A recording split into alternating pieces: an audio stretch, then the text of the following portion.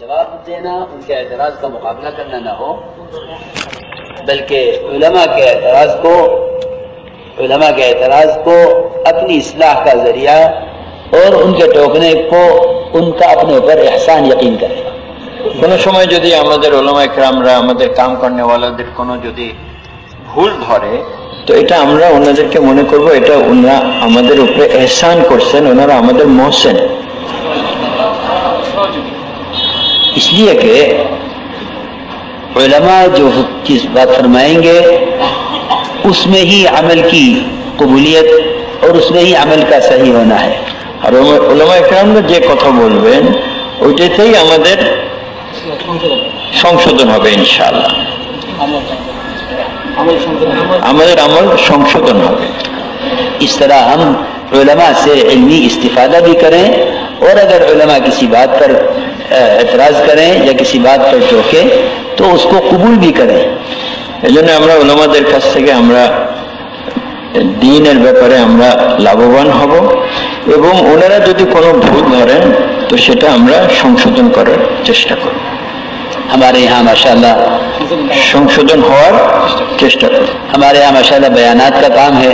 مراکز میں بیانات ہوتے ہیں، اجتماعات میں بیانات ہوتے ہیں، علماء سنتے بھی ہیں، اور علماء کو چاہیے بھی کہ بیانات سنیں بھی، دیکھیں بھی کہ کیا بیان کیا جا رہا ہے، اور جہاں اصلاح کی ضرورت ہے وہاں علماء کو چاہیے کہ اصلاح بھی فرمائیں، اور بیان کرنے والوں کو بھی چاہیے کہ علماء کی اصلاح کو قبول کریں۔ میں بھی عرض کرتا ہوں، بلکہ میں نے بنگالی مسئلے بھی عرض کیا ابھی کہ موسیٰ علیہ السلام کے واقعے میں، اور بے شک بیان کرنے سے بھول ہوگی، علماء اس کی اصلاح فرمائیں گے۔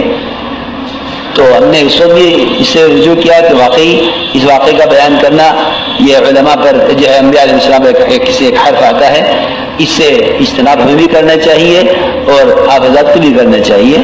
ہمارا الحمدللہ مذہب اور اہل سنت والجماعت کا مذہب ہے، خدا نہ کرے ایسا نہیں ہے کہ اس سے کوئی انحراف ہے، لیکن اگر کوئی بات اس طرح کی آ جائے تو اس سے ہم رجوع کرتے ہیں اور کرنا چاہیے۔ میں نے اس لیے عرض کر دیا کہ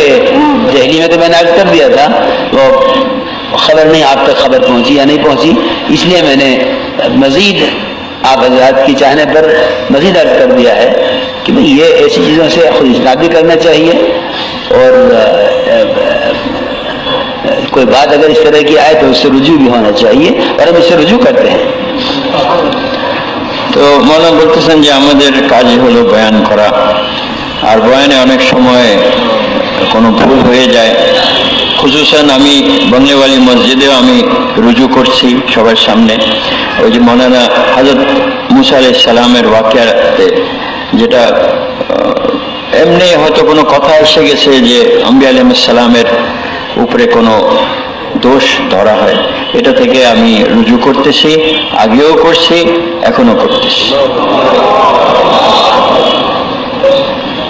اس میں یہ عرض کروں گا کہ علم حاصل کرو اور علماء کی صحبت اور ان کی مجالس کو عبادت یقین کرو۔ علم حاصل করব এবং উলামাদের সোহবতকে ইবাদত মনে করব।